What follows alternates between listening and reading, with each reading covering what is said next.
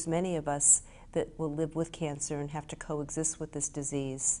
And the idea that we can give a voice and now faces to the issues behind living with metastatic breast cancer is the goal of advocacy and action. As I think we are all acutely aware, not everybody has equal access to treatment or to information about treatment or to ways of negotiating the healthcare system or to insurance or to transportation to treatment, and the myriad of ways that have a profound influence on how a woman diagnosed with metastatic disease goes about getting the treatment that would confer not only the longest survival, but also the best life during the time that she has the disease.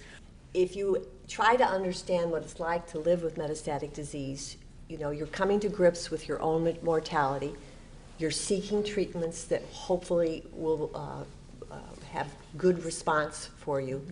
You're dealing with family issues, maybe children, your own partner, your husband, wife. But then you say, oh, if I can find the right treatment, will my insurance pay for it?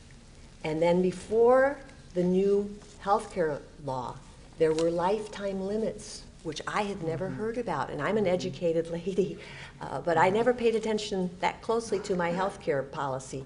But you have lifetime limits. In some places there were annual limits. And I'm sure all of you are very aware, if you've ever had an experience with breast cancer, that breast cancer treatments are enormously expensive. So it's, will I find the right treatment? Will my insurance pay for it? And how long will that last? And I guess the last point is, in this current climate, when people are saying we have to get a hold of healthcare costs, and there was a session here at San Antonio about that, that is, I can't tell you the fear in my gut when I hear that, because I believe that one of the groups that will be cut back will be people who have advanced disease, because our treatments are so costly. So yes, do I want new treatments? Absolutely. But will, I think the key word was, will I have access to the treatment if it does exist? And that there's no yes, definitely, to that question. I'm a peer counselor on a hotline, and we get calls throughout the United States regarding metastatic breast cancer, triple negative, DCIS. But I have one question to this panel, and maybe you could comment it. You know, Shirley, you talked about getting a second opinion. What about that individual who have no health insurance? They can't get a second opinion. They're working or dealing with a federal program where they go to a clinic, give them medicine, give them chemotherapy. They can't ask questions. They have to go home. They cannot change doctors. They have to live with what one doctor may tell them what to do. Palliative care, they don't understand anything about palliative care. And we're in a society that a lot of women and men have lost their jobs. They don't have health care. So this is ideal, what I've heard this morning. But what about if you don't have any of this? And Jenny spoke about inflammatory breast cancer. People are living longer. Shirley, you talked about early detection for mammograms. Some of our callers, they don't have access to going for help. And I just wanted to just get your opinion. Not that I just wanted to know, how do you feel about that? Because this is a very, very important topic that we have to address. It's ideal to say you can talk to your doctor, change doctors. I changed doctors because I had health insurance. But what if you don't have those things? I don't know how it is throughout the rest of the country. I can speak for Los Angeles, and this is one unique thing that we have. And that is, and it sounds, our county USC hospital and our UCLA affiliate hospitals that are also part of the county system. the one benefit that patients, not only breast cancer patients, have been able to have there are that the same academic researchers that see patients in the private hospital are involved with the patients, as are the resident programs in the county hospitals, the VA hospitals, and I don't know if that works in the rest of the country. Right. But I've been impressed with the patient referrals, knowing, gee, the very researcher that I would be sending someone to at USC in the private Norris Center happens to me maybe, or UCLA, being seen at the state or county hospital. And I don't think that's uniform. These patients, Right. they have to wait a long time. It's not easy. It's a much more personal clinic setting, but they're getting access to that level of medicine, and I don't know if that works everywhere. Yeah, I think it's different. It just depends on the protocol of a state. So Well, I just think that's what you just touched on, and I know that we also get calls on our helpline. There are many city, state, and government resources. That said, they're not always easy to access or to get referrals to. So I think there may be resources available at the state level for people who are uninsured or underinsured, but we do hear over and over how hard it is to work with Yes. that system. It's there, but it's hard to get in. Or the delays and the wait time are very frustrating.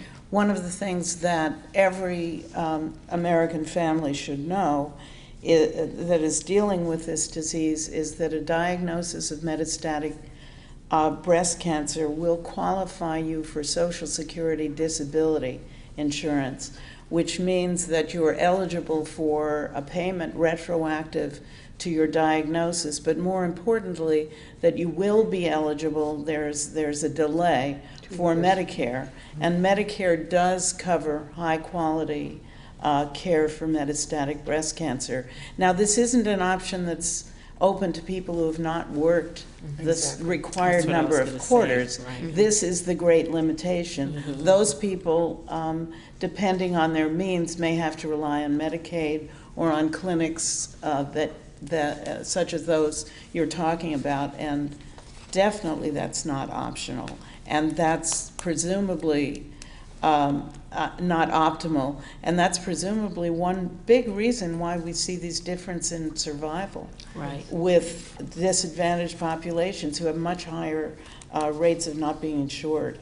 And I think what advocacy organizations can do is compile a list of those resources, state by state, even county by county. Because again, if you live outside a city area, that becomes even much more of a problem of even finding an oncologist. So, but I think that's one thing that we could do is make sure that, you know, on a hotline, we know where to send these people, because Right, usually right. there is some help.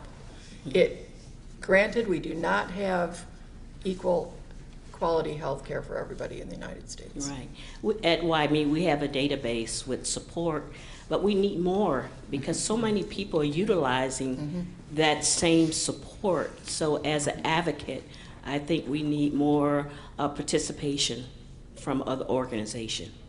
Thank you so much. When we do our outreach programs, we screen maybe 40 to 50 women at a time, 4 times a year, usually through the BCCS program, or if they don't qualify, then we pay for the mammograms. Because we're a largely Hispanic population here, the women are diagnosed a lot later, and they are diagnosed. We are very lucky in not only in Texas can we get the women involved in the Medicaid breast and cervical cancer program, but also in our county, we have a county healthcare system. So you pay as you go. It's not an insurance policy, and you don't have to pay all the time. You pay as you go, and it depends on your income. So we also have resources with all the other groups in town. So what we do is collaborate. And I think Shirley said it, Maria said it, one of the most important things that we need to do, not only with early breast cancer, but with metastatic, is to collaborate. Shirley was saying, getting with the early and going with the late. If the people with early breast cancer know what can happen, they will be more involved, I think, and want to find out why do some women, like I'm 17 years out, 5.5 centimeter tumor, stage 3, and I'm still here, double negative. So it's like, why did I not have a relapse? Yet my friend, Deanna, who was sitting here, same prognosis as me, only she was stage 1, is now metastatic. So we need that research. We need to do that. So hopefully, through collaboration, the advocacy groups can get this going, and not only federally, but statewide and locally also with our local cancer groups.